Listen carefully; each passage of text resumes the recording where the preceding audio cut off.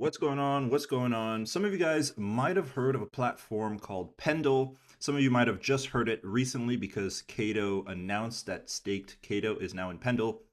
I got quite a few DMs asking me what the hell is going on? How is this APY possible? Like, is this safe? Just trying to understand what the hell the platform is. So, want to make a quick video, and I'm gonna kind of try to erase a lot of the complexities just so you can understand what is going on with Pendle. It is pretty deep into the DeFi ecosystem. It's one of the newer things, but I think it's pretty cool. And so here we go. For Pendle to work, you need two things. The first is a yield bearing token, so a token that earns some kind of yield. And two is a set date, right? And it's called the maturity date if you ever see it written out anywhere.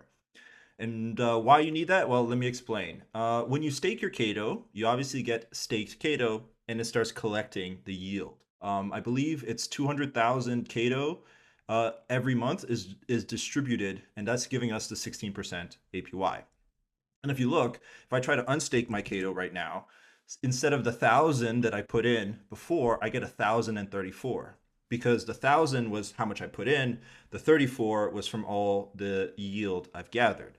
And this is important because when you're holding stake Kaito, you just see it as one token. But in Pendle, it sees it as two tokens. It calls it the principal token, PT, what you put in, and the yield token, the tokens that are collected from the yield.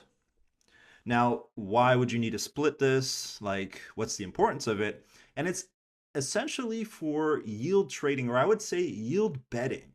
You're betting on if the yield's going to increase or decrease over a set period of time. And that's where the time lock needs to come in.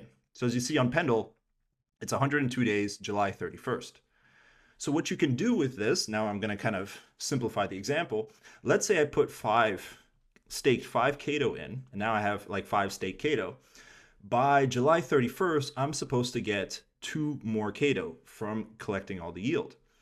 But what happens if this APR drops to 10%, before July 31st? I may actually end up with only 1.5 extra Kaito. And if that's what I think, then I don't want to be collecting yield. I actually want to sell it now because it looks more appealing. So instead, I can sell my YT, my yield. I can sell the rights to collect the yield of these tokens to somebody. So I'll be able to sell that. Let's say I get 2 whole Kaitos worth and actually buy the principal instead. I've given almost the contract to somebody else who, hey, you collect my yield. I just want the principal.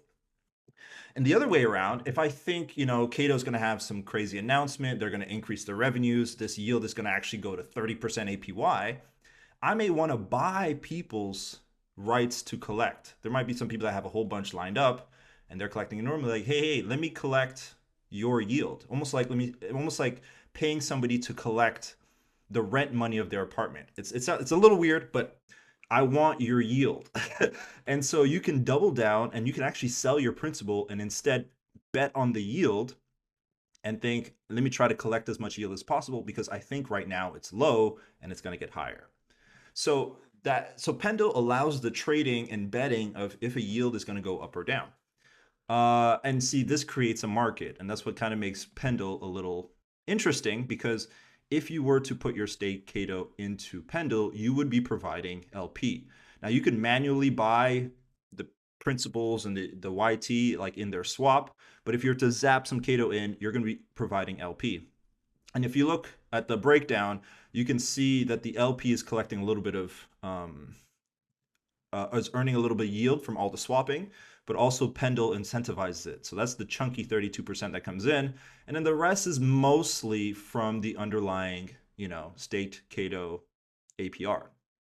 And then a bonus, why you see this big number is if you actually own some Pendle tokens and stake Pendle in this like VE Pendle, that just means staked Pendle, you can actually boost your APY in the pools. But yeah, that's basically it. I'll wrap it up there, keep it under 5 minutes. That's what Pendle is. It's just a trading between the principal token and the yield. You're either giving up the rights to collect yield to get more principal, or you're selling some of your principal and putting a bet on the yield. Let me know if you guys have any questions. Cheers.